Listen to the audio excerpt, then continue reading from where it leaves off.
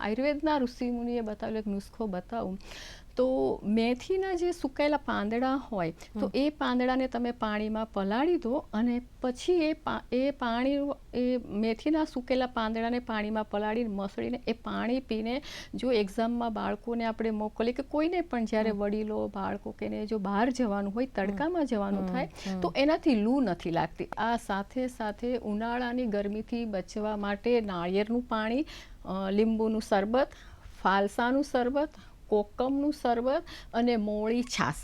આયુર્વેદે ખટાશવાળી દહીં કે ખાટી છાશની ના પાડી છે, પણ એકદમ તાજી મોળી છાશ એમાં પણ જીરું ને સિંધવ નાખીને જો લેવામાં આવે તો ખૂબ જ સારો એવો ફાયદો થતો હોય છે. અને આંબળાનું શરબત પણ બેસ્ટ કહ્યું છે. તો શિયાળામાં જે આંબળા આવ્યા હોય એને તમે સુકવણી કરીને રાખી મૂકો અને આંબળાનું જો શરબત લેવામાં આવે તો પણ ખૂબ જ સારો એવો ફાયદો થતો હોય છે. કાળી દ્રાક્ષ અને વરિયાળીને રાત્રે પલાળી દો, સવારે મસળીને પી જાઓ તો એનાથી પણ તમને ગરમીથી રાહત થતી હોય છે. અને એક બીજું સરસ આયુર્વેદમાં સંહિતા ગ્રંથોમાં